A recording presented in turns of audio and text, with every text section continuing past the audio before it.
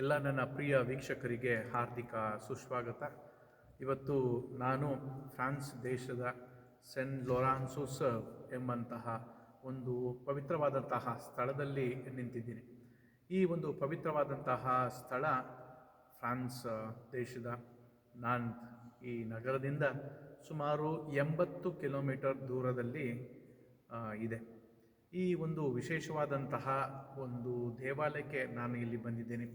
ಇಲ್ಲಿ ಸಂತ ಲೂಯಿ ಮರಿ ಗ್ರಿನಿಯೋನ್ ದೆ ಮೊಂಟ್ಫೋರ್ಟ್ ಇವರು ಮೊಂಟ್ಫೋರ್ಟ್ ಧಾರ್ಮಿಕ ಸಭೆಯ ಸಂಸ್ಥಾಪಕರು ಹಾಗೂ ಸುಜ್ಞಾನ ಸುಪುತ್ರಿಯರು ಇವರ ಸಂಸ್ಥಾಪಕರು. ಅದೇ ರೀತಿ ಮೊಂಟ್ಫೋರ್ಟ್ ಧಾರ್ಮಿಕ ವೃದ್ಧರ ವಿಶೇಷವಾಗಿ ಸಹೋದರರ ಒಂದು ಸಭೆಯ ಸಂಸ್ಥಾಪಕರಾಗಿದ್ದಾರೆ. ಪ್ರಿಯರೇ, ಇಂದು ವಿಶೇಷವಾಗಿ ಇಲ್ಲಿ ನನ್ನ ಹಿಂದಿನ ಭಾಗದಲ್ಲಿ ಈ ದೇವಾಲಯವನ್ನು ನೀವು ವೀಕ್ಷಿಸಿದರೆ ಇದೊಂದು ಭವ್ಯವಾದಂತಹ ದೇವಾಲಯ. ಈ ಭವ್ಯವಾದಂತಹ ದೇವಾಲಯದಲ್ಲಿ ಮೇಲಿನ ನಾವು ಗಾಜುಗಳನ್ನು ನಾವು ನೋಡುವಾಗ ಅಲ್ಲಿ ಮಾಡಿರುವಂತಹ ಚಿತ್ರಣವನ್ನು ನಾವು ಮೊದಲಿಗೆ ವೀಕ್ಷಿಸುವಾಗ ಅಲ್ಲಿ 2 ಹಂತದಲ್ಲಿದ್ದಾವೆ. ಮೊದಲನೆಯ ಹಂತ ಯೇಸು ಸ್ವಾಮಿಯ ಜೀವನ ಚರಿತ್ರೆಯನ್ನು ಪ್ರತಿಬಿಂಬಿಸುವಂತಹ ಒಂದು ಚಿತ್ರಣ. ನಾವು ನೀಲಿಯ ಬಣ್ಣ ಮತ್ತು ಕೆಂಪು ಬಣ್ಣದ ಯೇಸು ಸ್ವಾಮಿಯ ಪ್ರತಿಮೆಯನ್ನು ಚಿತ್ರೀಕರಣವನ್ನು ನಾವು ಕಾಣ್ತೇವೆ. ಅದರ ಕೆಳಗಡೆ ಇರುವಂಥದ್ದು ಸಂತ ಲೂಯಿ ಮರಿ ಗ್ರಿನಿಯೋನ್ ದೆ ಮೊಂಟ್ಫೋರ್ಟ್ ಇವರ ಒಂದು ಚಿತ್ರಣವನ್ನು ನಾವು ಕಾಣ್ತೇವೆ. ಹೇಗೆ ಯೇಸು ಸ್ವಾಮಿ ತಮ್ಮ ಜೀವನದಲ್ಲಿ ಮಾಡಿದಂತಹ ಕಾರ್ಯಗಳನ್ನು ಸಂತ ಮೊಂಟ್ಫೋರ್ಟರು ಕೂಡ ಮಾಡಿದ್ದಾರೆ, ಅದೇ ರೀತಿಯಾದಂತಹ ಅವರ ಯೇಸು ಸ್ವಾಮಿಯನ್ನು ಅನುಸರಿಸಿದ್ದಾರೆ ಎಂಬುದನ್ನು ತಿಳಿಸಲು ಈ ಒಂದು ಪುಟ್ಟದಾದಂತಹ ಒಂದು ಚಿತ್ರಣವನ್ನು ನಾವು ನೋಡ್ತೇವೆ. ಅದೇ ರೀತಿ ನೀವು ಸುತ್ತಲೂ ಇಲ್ಲಿರುವಂತಹ ಎಲ್ಲವನ್ನು ನೀವು ಗಮನಿಸಿದರೆ ಅಲ್ಲಿ ಮೇಲಿರುವಂತಹ ಪ್ರತಿಯೊಂದು ಗ್ಲಾಸಿನಲ್ಲಿಯೂ ಕೂಡ ಯೇಸು ಸ್ವಾಮಿಯ ಜೀವನ ಚರಿತ್ರೆ ಹಾಗೂ ಸಂತ ಲೂಯಿ ಮರಿ ಗ್ರಿನಿಯೋನ್ ದೆ ಮೊಂಟ್ಫೋರ್ಟ್ ಇವರು ಜೀವಿಸಿದಂತಹ ಎಲ್ಲವನ್ನು ಚಿತ್ರಿಸಲಾಗಿದೆ. ಇದೊಂದು ಸುಂದರವಾದಂತಹ ಭವ್ಯವಾದಂತಹ ಈ ದೇವಾಲಯವನ್ನು ಸುಜ್ಞಾನ ಸುಪುತ್ರಿಯರಿಗೆ ಕಟ್ಟಲು ನೆರವು ಆಗಿದ್ದಂತಹ ಮಹಾರಾಣಿ. ಇದನ್ನು ಸಾಧಾರಣವಾಗಿ ಧಾರ್ಮಿಕವಾಗಿ ಕನ್ಯಾಸ್ತ್ರೀಯರು ಕಟ್ಟಲು ಅಸಾಧ್ಯವಾದಂತಹ ಸಮಯದಲ್ಲಿ ಯಾವಾಗ ಕ್ರೈಸ್ತ ಧರ್ಮದವನ್ನು ಉತ್ತೇಜಿಸುತ್ತಿರುವಂತಹ ಈ ಮಹಾರಾಣಿ ಇದಕ್ಕೆ ಹಣವನ್ನು ನೀಡಿ ಈ ಒಂದು ಭವ್ಯವಾದಂತಹ ದೇವಾಲಯವನ್ನು ನಿರ್ಮಿಸಿದ್ದಾರೆ.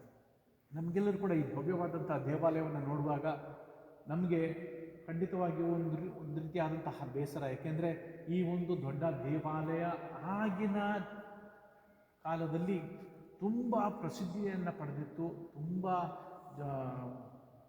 ಕನ್ಯಾಸ್ತ್ರೀಯರುಗಳು ಇಲ್ಲಿ ಜೀವಿಸ್ತಾ ಇದ್ರು. ಸುಮಾರು 200 ಜನ ಕನ್ಯಾಸ್ತ್ರೀಯರು ಇಲ್ಲಿ ತರಬೇತಿಯನ್ನು ಪಡಿತಾ ಇದ್ರು ಎಂಬುದಾಗಿ ಹೇಳಲಾಗ್ತದೆ.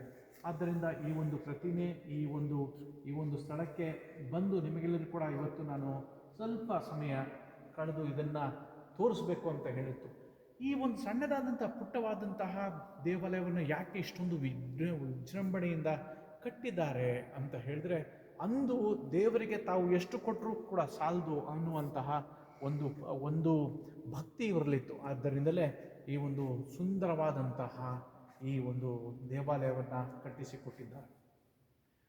ಈ ಒಂದು ದೇವಾಲಯ ಸಂತ ಲೂಯಿ ಮರಿ ತ್ರಿಷೆ ಇವರು ನಮ್ಮ ಮೊಂಟ್ಫೋರ್ಟ್ ಧಾರ್ಮಿಕ ಸಭೆಯ ಕನ್ಯಾಸ್ತ್ರೀಯರ ಒಂದು ಸಭೆ. ಈ ಸಭೆಯ ಮುಖ್ಯ ಸಂಸ್ಥಾಪಕರು ಸಂತ ಲೂಯಿ ಮರಿ ದಿ ಮೊಂಟ್ಫೋರ್ಟ್ರವರು. ಅವರ ಜೊತೆಯಲ್ಲಿ ಸಂತ ಲೂಯಿ ಮರಿ ತ್ರಿಷೆ ತನ್ನ ಜೀವನವನ್ನು ಜೀವಿಸಿದ್ರು, ಅವ್ರ ಜೊತೆಯಲ್ಲಿ ಕೆಲಸ ಮಾಡಿದರು. ಆದ್ದರಿಂದ ಇಂದು ಸುಂದರವಾದಂತಹ ಈ ವಿಡಿಯೋವನ್ನು ನಿಮ್ಮ ಜೊತೆಯಲ್ಲೂ ಕೂಡ ನಾನು ಹಂಚ್ಕೊಳ್ಬೇಕು ಅನಿಸ್ತು. ಆದ್ದರಿಂದ ಈ ಒಂದು ಪುಟ್ಟವಾದಂತಹ ವಿಡಿಯೋವನ್ನು ನಿಮಗೆಲ್ಲರಿಗೂ ಕೂಡ ಮಾಡಿ ನಿಮಗಾಗಿ ಸಮರ್ಪಿಸುತ್ತೇನೆ. ದಯಾಮಯ ದೇವರು ನಿಮ್ಮನ್ನು ವಿಶೇಷವಾಗಿ ಹರಸಿ ಆಶೀರ್ವದಿಸಲಿ. ಈ ಒಂದು ಭವ್ಯ ದೇವಾಲಯವನ್ನು ನೋಡುವಾಗ ನಿಮಗೂ ಕೂಡ ದೇವರಿಗೆ ಸ್ತುತಿಯನ್ನು ಸಲ್ಲಿಸುವಂತಹ ಒಂದು ಸುವಕಾಶ ನಿಮಗೆಲ್ಲರಿಗೂ ಕೂಡ ಸಿಗಲಿ ಅಂತ ಹೇಳಿ ಈ ಒಂದು ಸ್ಥಳದಿಂದ ಪುಟ್ಟದಾದಂತಹ ವಿಡಿಯೋವನ್ನು ಮಾಡಿ ನಿಮಗೆಲ್ಲರಿಗೂ ಕೂಡ ನಾನು ಸಮರ್ಪಿಸುತ್ತೇನೆ.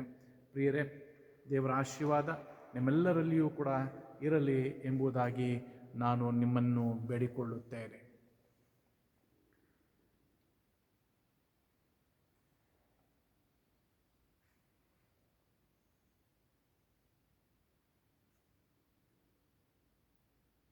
ಅದು ಯೇಸು ಸ್ವಾಮಿಯ ಪ್ರತಿಮೆ. ಅದೇ ರೀತಿ ಇಲ್ಲೊಂದು ವಿಶೇಷವಾದಂತಹ ಪ್ರತಿಮೆಯನ್ನು ನಾವು ಕಾಣ್ತೇವೆ. ಆ ವಿಶೇಷವಾದಂತಹ ಪ್ರತಿಮೆ ಇದು ಒಂದು ಹಳೆಯ ಒಂದು ಮೂರ್ತಿ ಅಂತ ಹೇಳಿ ಸಿಸ್ಟರ್ಸ್ಗಳು ಅದನ್ನು ತೆಗೆದು ಒಂದು ರೂಮಿನಲ್ಲಿ ಹಾಕಿ ಬಾಗಿಲಾಕಿದ್ರಂತೆ. ಆಗ ಆಚೆ ಕಡೆಯಿಂದ ಯಾವುದೋ ಒಂದು ಬಾಗಿಲನ್ನು ತಟ್ಟಿದಂತಹ ಶಬ್ದ ಬಂತು. ಬಾಗಿಲನ್ನು ತಟ್ಟಿದಂಥ ಶಬ್ದ ಬಂದಾಗ ಅವರು ಒಳಗಡೆ ಹೋಗಿ ನೋಡ್ತಾರೆ, ಯಾರೂ ಇರಲಿಲ್ಲ. ಆಗ ಅವರು ಅರ್ಥಕೊಂಡ್ರಂತೆ ಮರಿಯಮ್ಮನವರನ್ನು, ನೀವು ಒಳಗಡೆ ಹಾಕಿ ಬೀಗ ಹಾಕಿದ್ದೀರಿ, ನನ್ನನ್ನು ಹೊರಗೆ ತನ್ನಿ ಅಂತ ಹೇಳುವಂತಹ ಒಂದು ಸಂದೇಶ. ಆದ್ದರಿಂದ ಆ ಕ್ಷಣದಿಂದ ಈ ಸ್ವರೂಪವನ್ನು ಇಲ್ಲಿ ಈ ದೇವಾಲಯದಲ್ಲಿ ಇರಿಸಲಾಗಿದೆ. ಇದೊಂದು ಕೂಡ ಇಲ್ಲಿನ ಒಂದು ವಿಶೇಷತೆ.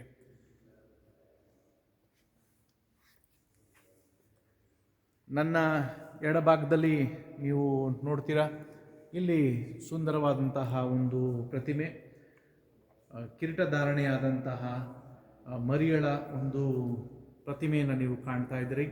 ಇಲ್ಲಿ ಮಾತೆ ಮರಿಯಮ್ಮನವರು ಸಂತ ಡೊಮಿನಿಕರಿಗೆ ಜಪಸರವನ್ನು ನೀಡಿದಂತಹ ಒಂದು ಚಿಹ್ನೆಯನ್ನು, ಒಂದು ಮೂರ್ತಿಯನ್ನು ನೀವು ಇಲ್ಲಿ ಕಾಣ್ತಾ ಇದ್ದೀರಾ. ಮರಿಯಮ್ಮನವರು ನಮಗೆಲ್ಲರೂ ಕೂಡ ಪ್ರಾರ್ಥಿಸಲು ಕರೆಯನ್ನು ನೀಡ್ತಾ ಇದ್ದಾರೆ. ವಿಶೇಷವಾಗಿ ಜಪಸರ ಪ್ರಾರ್ಥನೆಯನ್ನು ನಾವು ಮಾಡಲು ಮರಿಯಮ್ಮನವರು ನಮಗೆಲ್ಲರೂ ಕೂಡ ಕರೆಯನ್ನು ನೀಡ್ತಾ ಇದ್ದಾರೆ.